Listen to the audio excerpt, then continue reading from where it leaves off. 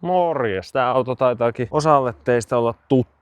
Vähän tuolta muista sosiaalisen median kanavista. Aika monet on vähän teistä kysynyt semmoista. Olisi siistiä nähdä pikkasen tarkemmin ja lähemmin se, että mitä tarkoittaa, kun käyttistelee tämmöstä monsteriautoa. Kautta ylipäätänsä se rakentelu. TikTokin 50 sekunnin klippi ei nyt ihan hirveästi kerro koko totuutta oikeastaan mistään. No ihmetellään. Niin mä oon Tuukka Mäläinen ja mä oon se sähläri, joka on päättänyt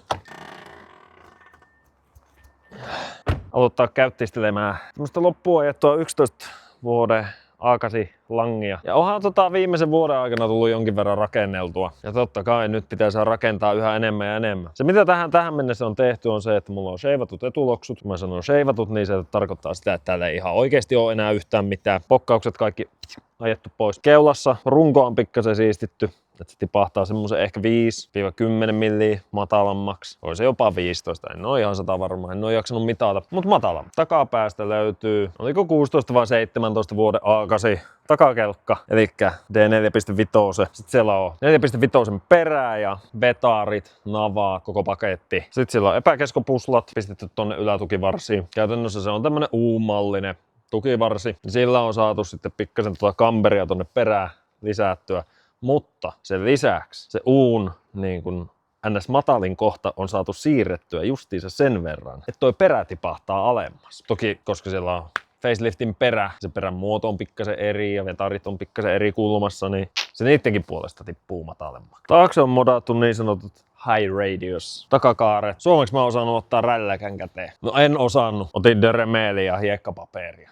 Ja tuolta takapäästä diffua leikattiin 11 milliä, sitten häivytettiin vähän leikkuuta tuolla ja 22 milliä otettiin tuosta kohtaa pois tavaraa. Ja tuolla on vakio 0 piste. Koska kun käännettiin tuossa kamberia pikkasen lisää, niin oli pakko tehdä pikkasen isompi kaari. Se istuisi jotenkin sinne päin. 2026 kausi aloitettiin nyt tällä luukilla. Meillä on centerlockit, eli keskimutterivanteet. 21 kertaa 12 puokki koossa. Päällä on tommonen ihan ok 285-30 rengastus. Vähän se siinä venyy. Tää on mun käyttistyöauto ja show-auto. Mutta mitä sitten tällä olisi niinku tavoite tehdä?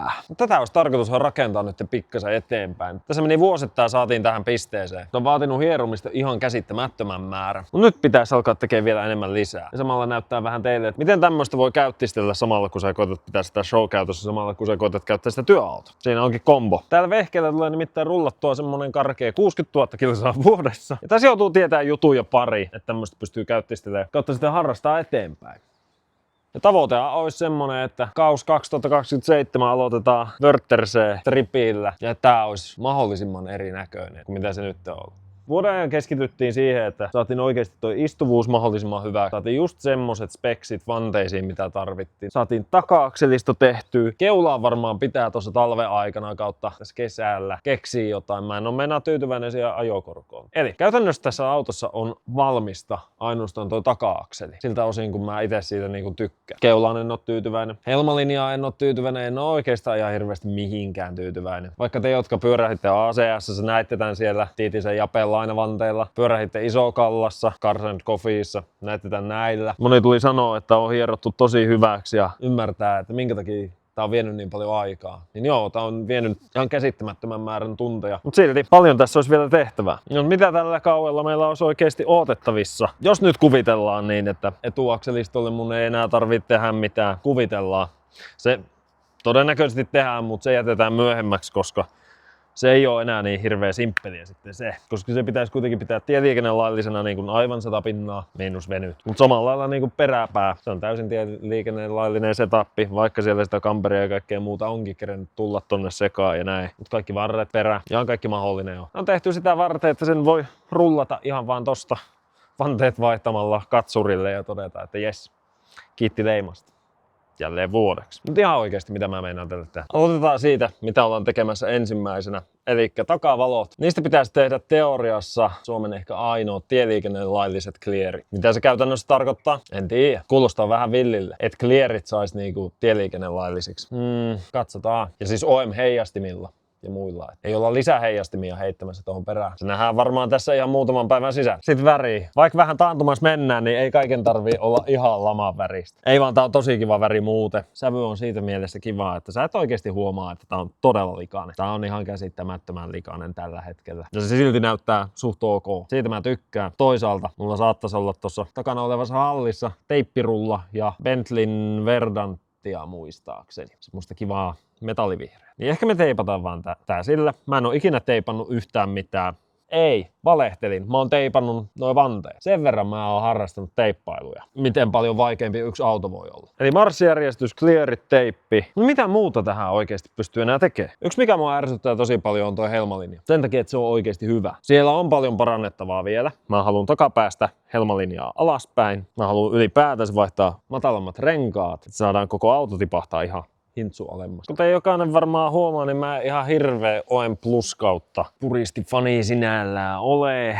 Paitsi että ehkä mä sittenkin saata olla. Yksi asia, mikä mua todella paljon harmittaa tässä korissa on se, että Audi on onnistunut pilaamaan ihan oikeasti suoraan tehtaalta tän. Ja tässä on pari. Tässä on pari juttua. Ja sillä ei ole väliä, onko nämä tontissa vai onko nämä 10 metrin maavaralla vai millä. Helmakorko. Toi helma on oikeasti tosi hyvä mittari, koska toi on tän auton matalin kohta. Mikä on yllättävää yleensä, ne on apurungot ja ne jutut tuolla sitten. Mutta tässä on helma. Se on ihan ok. Tällä hetkellä sinne vähän niinku tommonen sormi menee heilu. Mikä tää on?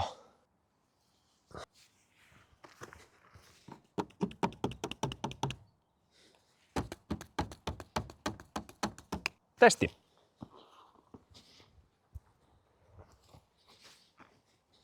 Ei mene alle.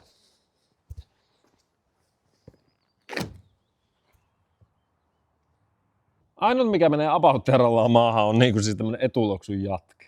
Toi pitää fiksata. Mutta se pitää fiksata tyylillä. Eli toinen aakasi etupuskuri. Leikellään se jostain täältä ehkä. Otetaan Q7, ykköskoppasen, prefacein. Etupuskurista semmonen pieni suikale. Sitten läpätään se tähän niinku jatkoksi alaspäin. Ja sitten otetaan vielä Audi R8. Jälleen ykköskoppanen preface. Ja läpätään siitä tämä koko puskuri alaosa, mikä on pikkasen aggressiivisempi, mutta tyyliin sopiva. Ehkä mä sittenkin rakentelen jotain OM Plussaa. Ei sitä tiedä. Nyt kun ollaan keulan virheet käyty läpi, niin on se totta, että ei tää helmakaan tuu kyllä selviämään ilman sanomista. Mun mielestä tää pokkaus on oikeasti aika kiva. Se on vähän semmonen kölimallinen, mutta hei, onhan tää vissiin joku laiva. Ainakin näin mulle on kerrottu. Toi on ihan kiva. Mutta mitä tämän kromilistan jälkeen tapahtuu? Tää on ihan oikea köli. Tää sama profiili löytyy rahtilaivasta. Eikä sitä ei ole dissi. Tää on vaan fakta. Joten ehkä mä hommaan toisen helman. Ja mä muokkaan siitä semmoisen, että se menee tän ovilistan kanssa menisi samaan suuntaan alaspäin. No ei tarvii katsoa matalalta ja kaukaa tajutaksesi, että tosissaan tämän kromilistan jälkeen täällä vielä on ihan kokonainen helma olemassa. Tämmöisiä pikkujuttuja, mitkä on tässä kopassa mun mielestä vähän silleen, ois voinut nähdä enemmän vaivaa. Ja vikana mä tuun klaunaa diffua. Diffussa ei sinällään ole ihan hirveästi mitään vikaa. Jälleen vähän turhan kölimallinen. Jos sulla on rahtilaivan köli jo tuolla niinku helmassa, niin totta kai se on myös täällä. Sitten vähän tää putkenpäät ja mitenkä nää istuu, koska tää on, anteeksi mitä, tälle pitää tehdä jotain. Ja onhan tässä sisustassakin juttuja. Mun on pakko myöntää, mä oikeesti tykkään tästä sisustasta. Mun mielestä tässä on oikeesti tyylikkäät speksit. Tässä on tummanruskea jalopuu, kromi yksityiskohdat. Joo, meillä voisi olla joku muu kuin Bosen järjestelmä. Meillä voisi olla teräksiset kaiutinritillä tossa. Mistä sitä tietää, tuleeko joku semmonen päivitys vielä? On piano blackia pikkasen tossa. Jälleen vähän sen ruskeata jalopuuta, mutta meillä on ruskea Alcantara. Sitten meillä on vähän täälläkin piano blackia. Aika lailla se väriteema on tummanruskea, vähän kromia, vähän musta. Paitsi tän osalta. Ei oo kauhean häävi. Mä voisin maalata ton mustaksi ja sanoa, että se oli siinä. Mut musta tuntuu, että tää ruskea Alcantara kaipaa kavereita. Koska tässä on kirjaimellisesti kaikki. 4 ovea, tää kohta. Siinä on kaikki, mitä on ruskeata Alcantaraa tässä autossa. Niin ehkä tää pitää vaihtaa tohon. Saadaan tummanruskea Alcantara kattoverhoilu. Ja sitten tosissaan kaikki nämä kahvat ja muut, niin ne vaan maalataan musta. Tehdään siitä semmonen niinku. Katto, jos on ruskea musta, niin kyllä kangas lähtee vaihtoon. Mä en oikein välitä tästä tavallisesta kankaasta, mikä tossa on. Mä haluaisin, että se istuu paremmin näihin kaikkiin muihin materiaaleihin, mitä se on tässä sisällä. Joten varmaan semmoista. Samaan aikaan pitäisi tällä koko ajan kiertää totta kai tapahtumia ympäri Suomea, mitä tässä nyt kesäaikana on. Ja ehkä itsekin järjestää joku tässä Jyväskylässä tuossa 4.7. ainakin näillä näkymin. Mutta varmaan aikana pitää alkaa tekemään niitä clearejä tässä. Ei siinä meikäläinen hipsasee varmaan hommia ja katsotaan muisteluksi sitten kauden 26 aloitusfiilistelyjä. Se käytiin JL Media ja Jesse Gabriel Median kanssa pikkasen kuvailemassa nykykunnossa. Onpa joku referenssipiste, mistä sitten voidaan lähteä liikkeelle. Miten se siitä lutviutuu ja muuttuu ja mitä kaikkea muuta sitten tässä kauden aikana keksitään tehdä. Kuitenkin tavoite olisi jotakin aina joka tapahtuman välissä saada aikaan, missä tulee kierrettyä. Ettei nyt ihan joka ikinen asia olisi tismalleen samalla lailla joka tapahtumassa. Ja esimerkiksi nuo clearit pitäisi tehdä tuonne Isla Karsenbergersiin 23.5. Sen jälkeen värinvaihto jämeille ja mä en muista mitä jämien jälkeen mulla oli. Kyllä tossa varmaan hiki tulee. Mut nyt otetaan pikkasen jotain fiilistelyä ennen kuin vedetään ihan hirveän vakavaksi tätä touhua.